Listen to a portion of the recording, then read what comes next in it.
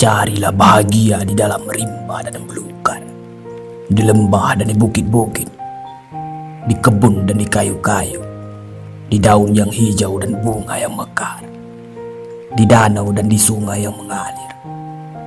Carilah bahagia pada sang surya yang terbit pagi dan terbenam sore, pada awan yang sedang berarak dan berkumpul, pada burung-burung yang sedang hinggap dan sedang terbang, pada bintang-bintang yang sedang berkelap-kelip dan yang tetap di tempatnya.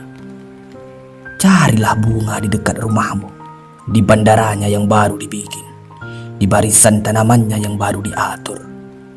Carilah di pinggir sungai sambil termenung, di puncak-puncak bukit yang didaki dengan payah ke dalam lurah yang dituruni. Carilah ketika mendengarkan aliran air tengah malam, pada bunyi angin sepoi-sepoi basah, pada persentuhan daun kayu ketika hendak larut, pada bunyi jangkrik tengah malam, dan bunyi katak tengah sawah. Dalam yang semua saya sebutkan itu, tersimpanlah bahagia yang sejati, yang indah, mulia, murni, sakti yang menyuruh paham menjalar, menyuruh perasaan menjalar ke dalam keindahan, kehidupan hati yang telah mati, mendatangkan ketentraman yang sejati di dalam lapangan hayat.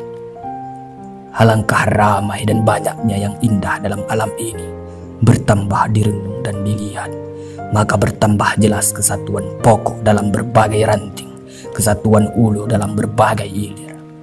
Alangkah miskinnya hidup ini, kalau mata terkembang tapi tak melihat, telinga terdandan tapi tak mendengar. Alangkah payahnya menggesek erbab di telinga kerbau. Gosoklah mata ini bukan dari luar, tapi dari dalam. Cukillah kotoran dalam telinga, bukan dari kulitnya, tapi dari isinya. Sehingga apabila melihat yang indah, saudara tidak ingin hendak merusaknya. Melihat sawah menguning ketika padi mulai masak, bukan semata teringat kepada berapa hasil berasnya.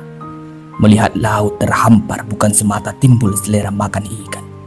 Melihat gadis cantik, bukan semata ingin menambah bini. Bukan saudara, bukan. Pandanglah unta bagaimana ia dijadikan, dan pandanglah langit bagaimana ia diangkatkan, dan pandanglah gunung bagaimana ia dipancangkan, dan pandanglah bumi bagaimana ia dihamparkan. Kalau saudara hendak mengetahui rahasia kebenaran, ingatlah bahwa usia manusia bukanlah disandarkan pada bilangan tahun ia hidup. Kekayaan manusia bukanlah ukuran gedung dan mobilnya. Nilai umur dan nilai hidup ditentukan oleh halus kasarnya perasaan.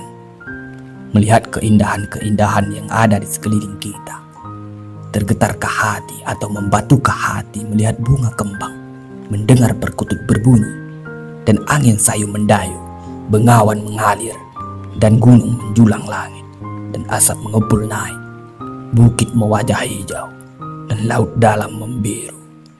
Adakah terjadi soal jawab antara hati saudara, keindahan itu atau diam sajakah? Itu adalah pintu-pintu belaka. Itu adalah rumus-rumus belaka dari sesuatu yang ada di belakangnya, yaitu keindahan yang mutlak, keindahan yang abadi, keindahan yang azali.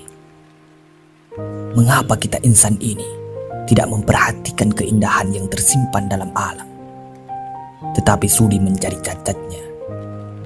Mengapa kita tidak memperhatikan keindahan yang memenuhi segenap ruhani dan jasmani kita sendiri, dan hanya mencari aib dan celah orang lain?